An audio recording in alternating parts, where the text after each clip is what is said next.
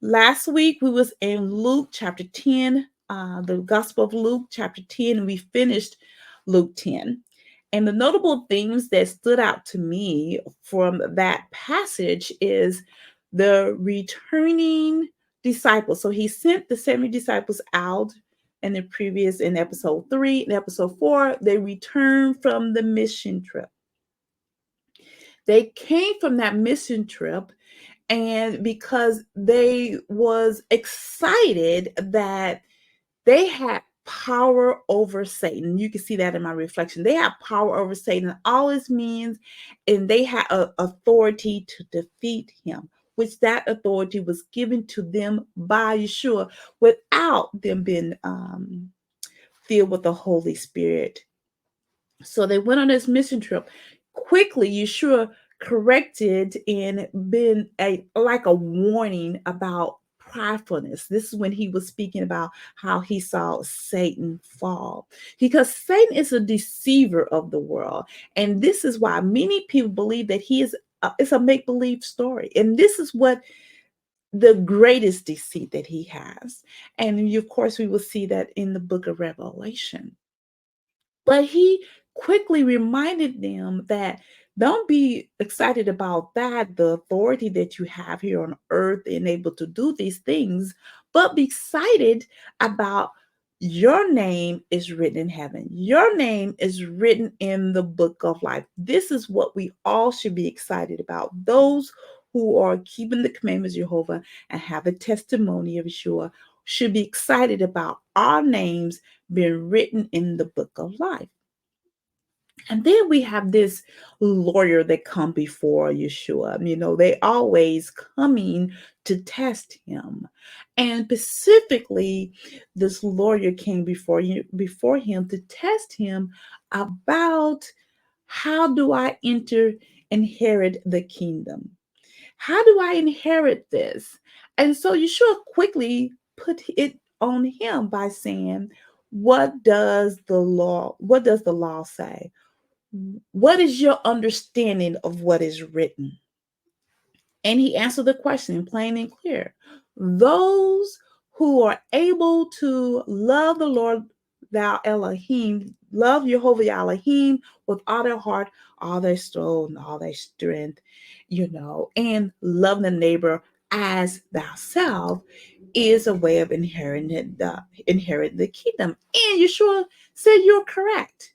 That this is the way that you do this. But one point that we have to remember is that our denomination, non-denominational religious system has taken those commandments into mean only those two commandments, not understanding that all the law, all the prophets hang on those, and the writings hang on those two commandments. So this is why we have to pay attention of how the people of that day, of Yeshua's day, understood the words that he was speaking. And so he began to test him even further. And that notable theme I wrote, he asked him, who is my neighbor? So he was still testing him, although Yeshua was able to answer the question for him, and he was correct. So this parable that he was teaching him was about the Samaritan, which many people say the Good Samaritan. And I'm trying to keep us from that type of language, because when you say the Good Samaritan, people still use that today as a Good Samaritan. But understand that the Samaritan was a people. Samaritan was a city.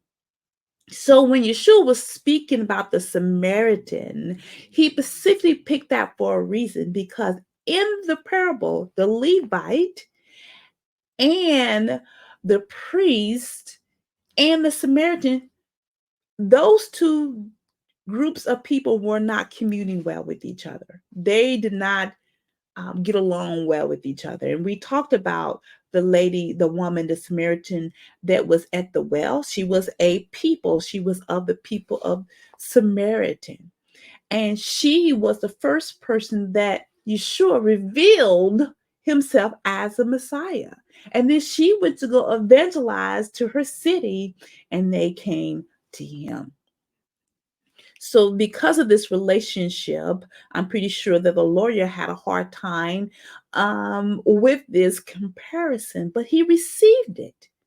He received it because he understood that it was the Samaritan, the very person they don't get along with, was able to show compassion because the priest and the Levite, they was worried about being unclean and left the man there for dead.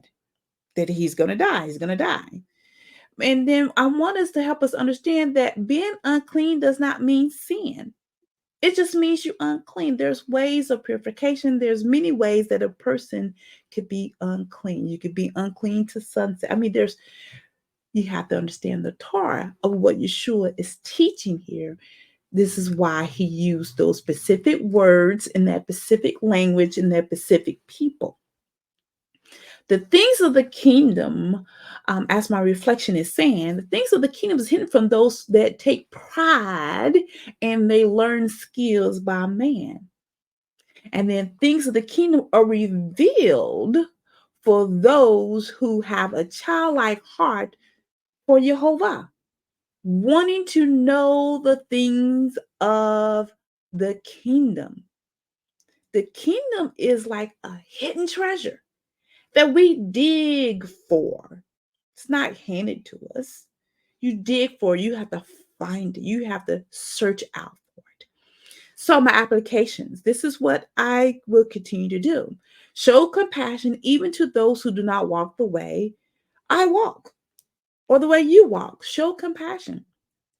Continue to seek the kingdom as a hidden treasure that it is. My questions, as always, who are we following? And I want us to keep this in our mindset as we continue on if you have not. How did the people of that day, that's Yeshua's day, understand the words that he spoke to them? What did it mean to them? And what does it mean to be a disciple of Yeshua?